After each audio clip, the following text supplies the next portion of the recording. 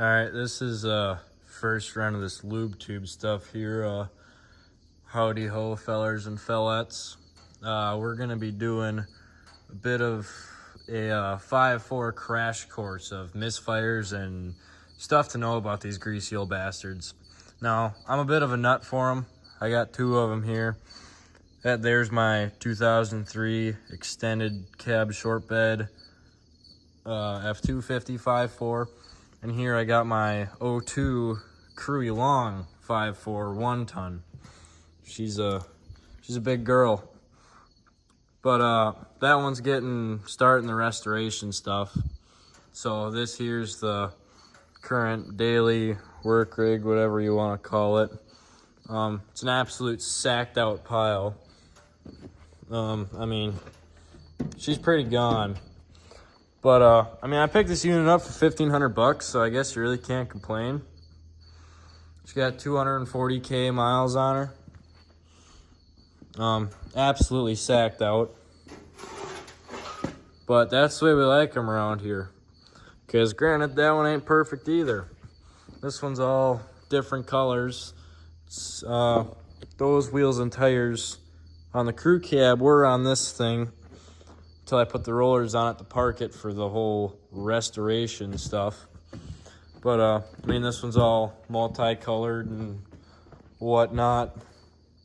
But this baby here's my pride and joy. There'll be stuff on this one later, but for right now, I guess we'll go ahead and do the crash course on the 2-valve 5.4 Triton and stuff to know about them, because I've been screwing around with these old things quite a bit. Even a bit of the V10 variety, I do mess with them. But anyway, enough of my ranting. It's currently like 1:30 in the morning right now. I just got back from my work at the factory. And on the way back, the old screw cab here started a misfire, which is no surprise. I've had 100,000 million misfires on that one. So, I mean, this one's no surprise. I've been around them. I know them inside and out pretty much. But, I mean, it's nothing special. It's literally just a plastic intake 2-valve, which eventually it'll get, if this motor ever goes, it's going to get the iron intake swap from a 99, which is the only year they had the iron intakes, which are by far better. We'll do stuff on that later. But as I was driving home, I plugged the old code reader into the computer of this thing, and just for video purposes here, oh shucks, oh, can't screw that up. We'll throw that there. But anyway, back to this. I think I threw it over here. So you want the keys, idiot. So turn her on to your accessory, or not accessory, just turn it to on. Now we don't have a fancy code reader or nothing. We got the cheap stuff because, well, we're not fancy like that.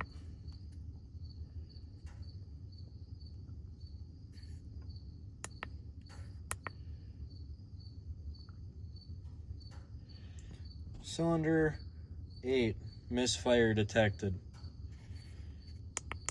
And that's the only one I got. So we're gonna start there on this old girl. Now, firing orders on these things, it's really simple. It just goes 1, 2, 3, 4, 5, 6, 7, 8. So it's not hard. It's easy to understand. If I can understand it, anybody can, because, well, we all know I'm not the brightest. So we're gonna go ahead and I'm gonna pull that coil and maybe the plug, and we're gonna see what's happening.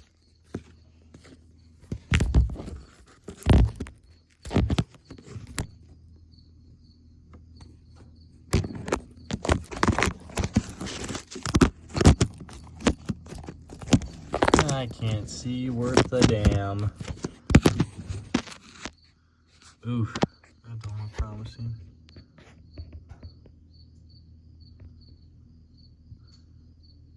Well, I think we found our issue.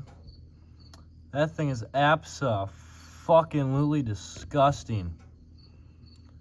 So we're gonna blow all that shit out of there and see what happens. All right, so we got the coil and the plug out. For those of you that don't know, if you're a first time Triton owner, well, it'd help if you could see, but apparently I can't work the damn camera right now. But the coils, this right here is your coil pack. This one looks horrid.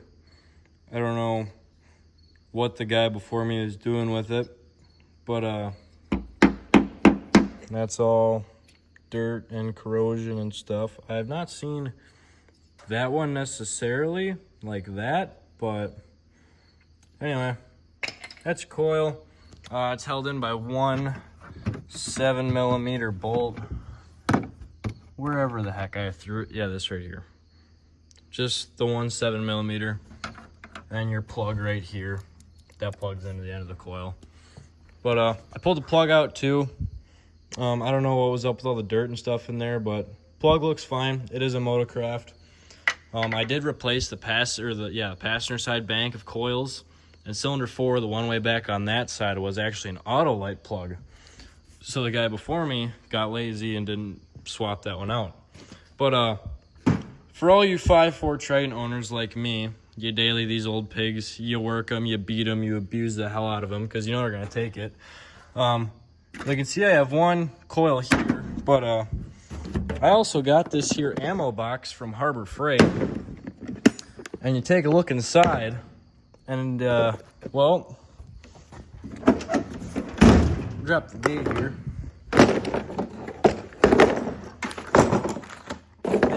It's all coils. It's all coils.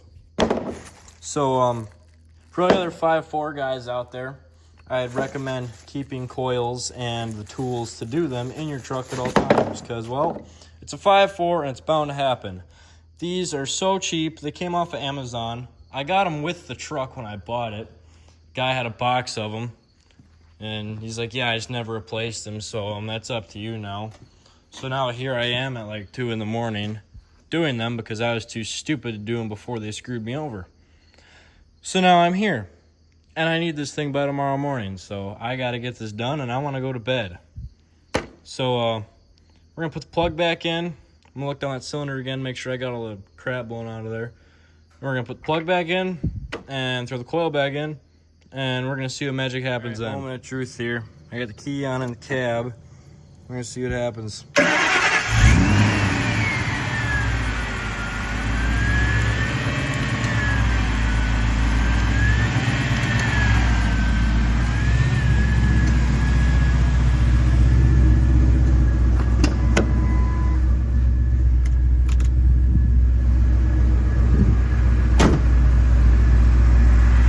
Seems to be going again.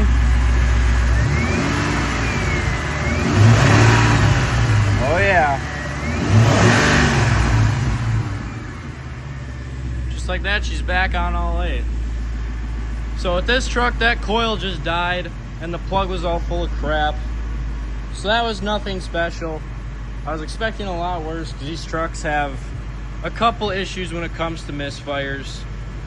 But I think that'll be a little bit later. But I guess this was more of just an introduction to the lube tube. And there's gonna be more of this pile, more of that one, a couple other mint rigs we got going on.